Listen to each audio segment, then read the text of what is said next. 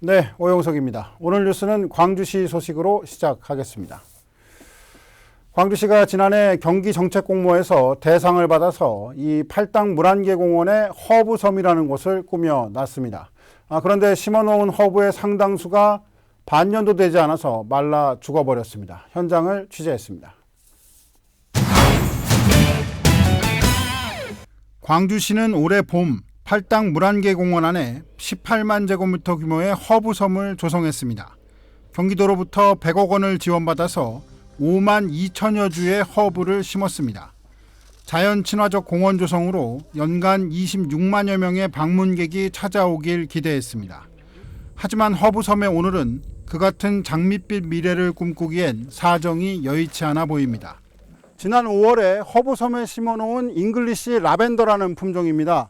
해마다 이맘때면 보랏빛 꽃을 피우거나 이 꽃이 졌다 하더라도 이파리의 파릇함은 살아 있어야 되는데요. 손을 가볍게 대기만 해도 툭툭 떨어져 나갑니다. 이 안에 있는 허브들의 절반 이상이 채 반년도 되지 않아서 말라 죽어버린 것입니다. 꽃이 막 이렇게 꽃대 올라올 때 심었거든요. 저거를 기대를 엄청 했었는데 와서 보니까 꽃이 하나도 없고 다 저렇게 거의 다 죽었더라고요. 겨울을 앞두고 있는 시점이라 새로운 허브로 갈아 심기도 어려운 상황. 푸른빛 대신 회색빛으로 덮인 허브섬은 보는 이를 안타깝게 하고 있습니다. 완전히 다 죽여버렸어. 저쪽이고 뭐고 뭐 이 많은 세금 갖다가 이거 그냥 다 죽여버렸으니. 관리당국은 유난히 길었고 강수량도 많았던 올해의 장마를 원인으로 꼽고 있습니다. 비가 올해 기록적으로 이렇게 계속 오다 보니까. 네. 그러다 보니까 이게 좀 이쪽은 좀 지대가 좀 물 빠짐이 좀 안 좋았던 것 같아요. 여기에 허브섬이 팔당호보다 지대가 낮은 곳에 조성됐다는 것, 또 허브 중 습기에 약한 품종을 선택했다는 것이 이유가 될 수 있습니다. 라벤더 같은 경우에 되게 물이 약해요. 그러니까 수위가 낮은 곳에서는 고려를 해서 심었으면 좋겠다는 습한 지역에서는 좀 쉽지 않다. 한편 광주시는 내년부터 시작될 팔당 허브섬엔 휴로드 조성 2차 사업을 통해 관련 문제를 해결해 나갈 것이라고 밝혀왔습니다. 드라이브 서울 경기 케이블 TV 오용석입니다. 네, 이번엔 양평군 소식으로 가보겠습니다. 이 양평공사 범군민대책위원회가 온라인 방식의 군민 토론회를 개최하고 양평공사 조직 개편 관련 최종안 찾기에 들어갔습니다. 지난 12일 오후 7시부터 시작된 양평공사 친환경 농산물 유통 부분 조직 개편안 마련을 위한 온택트 토론회에는 패널을 포함해서 60여 명의 지역 주민들이 참가했습니다. 친환경 농산물 유통과 관련해 민간 위탁과 직영 운영 방식에 대한 의견들이 각각 제시됐습니다. 양평공사 범대위는 국민참여단 투표를 거쳐 최종안을 양평군에 제출할 계획이며 양평군은 해당 안을 오는 12월 양평군 의회 임시회에 상정할 예정입니다. 네, 당시 토론회에서 오간 내용을 좀 더 알아보겠습니다. 양평공사 범대위의 김연호 정책위원장 전화로 연결돼 있습니다. 안녕하십니까? 네, 안녕하십니까? 네, 예. 먼저 이 토론회에서 오간 주된 논의들 어떤 게 있었는지 좀 간추려 주세요. 네, 어제 토론회는 지금까지의 공론화 과정을 최종적으로 정리하고 오늘과 내일 이틀 동안 진행되는 사회적 합의안 선택 최종 투표 전에 마지막 공론장이었습니다. 네네. 따라서 토론회에서는 우리 범대위에서 제시한 양평공사 조직 변경이 사회적 합의안인 공익형 민간 위탁안과 네네. 재단법인 설립, 군 직영안 이 두 가지 선택안에 대한 장단점 그리고 타 지역 사례 등이 주되게 이야기됐습니다. 네. 그리고 어떤 안이 채택이 되든 우리 범대위에서는 공공성 담보를 위한 민관 협치 시스템 구축 그리고 양평지역 푸드플랜 종합계획 속에서 유통사업 부분이 연계시킬 수 있어야 된다. 이런 전제 조건을 이야기하고 있어서 그 부분에 대한 구체적인 논의도 진행이 됐습니다. 네, 그 부분에 대한 그 참여자들 그리고 국민들의 그 합의는 어느 정도 진행이 된 거죠, 그러면? 그 구체적인 그 합의의 정도는 오늘 내일 이제 네네. 투표를 통해서 구체적인 안으로 선택이 될 것 네, 같습니다. 그러니까 그 투표가 결과가 나오면 그에 따르겠다 이 합의 말씀드린 건데요. 예, 그렇죠. 예. 네, 알겠습니다. 자, 그리고 이 친환경 농산물 유통 분야에 대해서 집중적으로 좀 토론이 오가게 된 건데 그렇게 된 예. 이유가 있습니까? 예, 그렇습니다.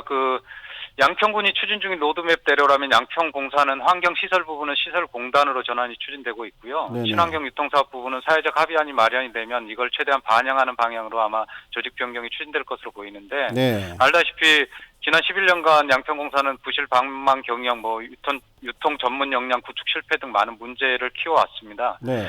이제 그 문제를 좀 해결하고 새롭게 출발을 다짐하는 시점에서 우리 시민사회에서는 그 조직 변경안에 대한 설계를 주민들이 직접 참여해서 토론하고 수기하는 과정을 거치는 공론화를 군에 제안했었고 네. 군수님이 전격 수용해서 진행하게 됐고요. 지금까지 어쨌든 많은 시간이 있었음에도 불구하고 양평공사 체질 개선에 실패해왔고 국민 혈세는 지속적으로 좀 낭비되어서 네. 이번만큼은 국민들이 직접 나서서 문제를 좀 풀어보자는 취지였거든요. 네네. 어쨌든 지금까지 양평공사 친환경 농산물 유통사업에는 한 7천여 농가 중에서 800여 농가만이 수매에 참여하고 혜택을 봐왔지만 네. 이제 전체 농가 그리고 전체 국민 모두가 농장에서 식탁까지 좀 안전하고 신선한 농산물을 생산 공급 소비함으로써 상생할 네네. 수 있어야 하고 이번 유통 부분 조직 변경안에는 그런 논의 내용이 담길 것입니다. 네. 그래서 네. 유통 부분 조직 변경은 그만큼 중요했고 시민들의 관심이 필요한 상황입니다. 네, 알겠습니다. 자, 그렇다면 양평공사 문제가 뭐 그 부분만 있는 건 아니고요. 그 외의 부분들에 대한 논의도 어떻게 좀 진행이 되고 있습니까? 예, 그렇습니다. 오늘 13, 14일 내일까지 해서 이틀 네. 동안 국민참여단 이 양평공사 유통사업 부분 조직 변경 대안을 선택을 하게 되면 이것을 구체적인 조례로 만들어서 16일 군수님과의 미팅을 통해서 전달을 할 건데요. 이렇게 되면 유통 부분 사회적 합의안 마련을 위한 한 70일 정도 진행됐던 공론화 과정은 마무리됩니다. 네. 그런데 이와 별도로 이제 현재 범대위가 추진 중인 과거사 진상 규명 활동은 계속 이어나갈 예정이고요. 네. 현재 2건의 고발이 진행돼 있고요. 그리고 앞으로도 이제 법률 자문 등을 통해서 드러난 자료들을 분석하고 그래서 추가 고발이 필요하면 추가 고발도 진행할 예정입니다. 네, 알겠습니다. 오늘 말씀 여기까지만 듣겠습니다. 고맙습니다. 예, 고맙습니다. 네, 그리고 이 앞서 마스크를 쓰지 않고 토론하는 장면이 방송에 나왔는데 해당 장면은 코로나19 시대 이전에 촬영된 장면임을 밝혀드리겠습니다. 자, 계속해서 양평군 소식 한 가지 더 전해드립니다. 이 양평군 에너지협동조합이 첫 번째 햇빛 발전소를 가동했습니다. 이 친환경 재생에너지라는 점, 또 그에 따른 수익도 낼 수 있다는 점, 이 두 마리 토끼를 잡겠다는 계획입니다. 신승훈 기자입니다. 양평군 에너지협동조합이 탄생시킨 양평 햇빛발전소 1호기입니다. 물맑은 양평 종합운동장 제1주차장에 건립된 이 시설은 1억 5,500만 원의 예산이 투입됐으며 발전량은 최대 100kW입니다.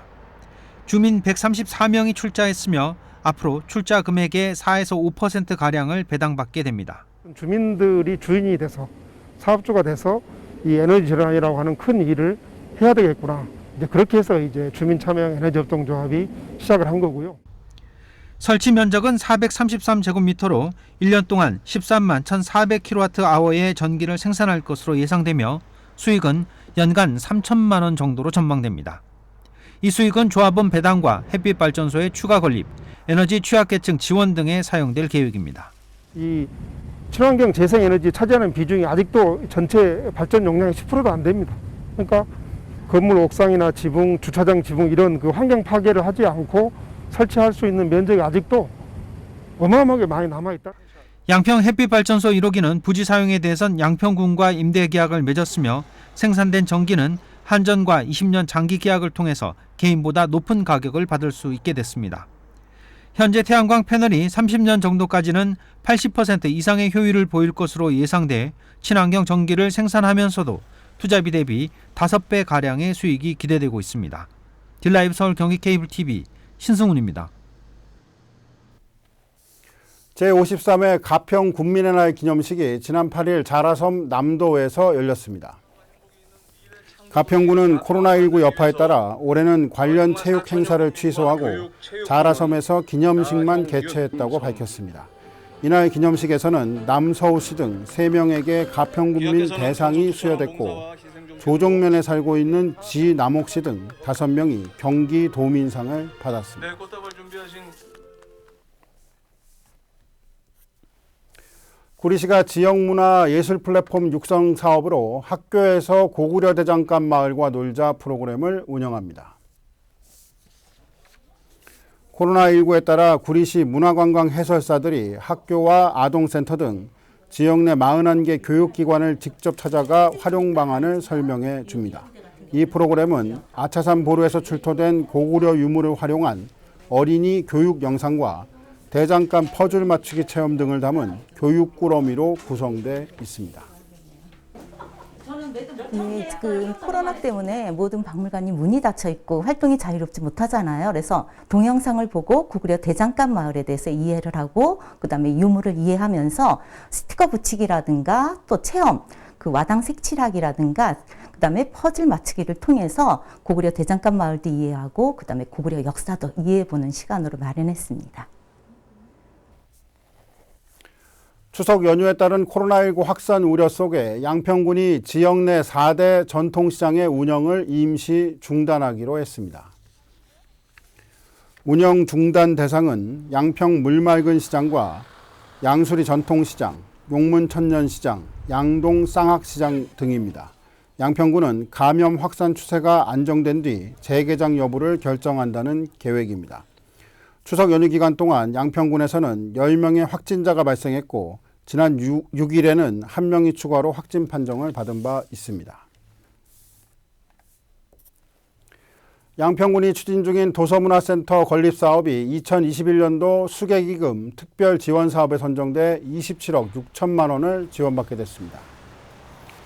2023년 준공계획인 양평도서문화센터는 현 양평군민회관 부지에 들어설 예정이며 지하 1층, 지상 4층 규모로 추진 중입니다. 수계기금과 함께 특별조정교부금과 군비를 통해 총 사업비 250억 원을 확보해 올해 안에 군민회관 철거를 시작할 계획입니다. 이어서 간추린 소식입니다. 가평소방서 공무원 직장협의회가 22명을 회원으로 설립증을 교부받아서 소방조직 내 의사소통 창구로 공식 출범했습니다.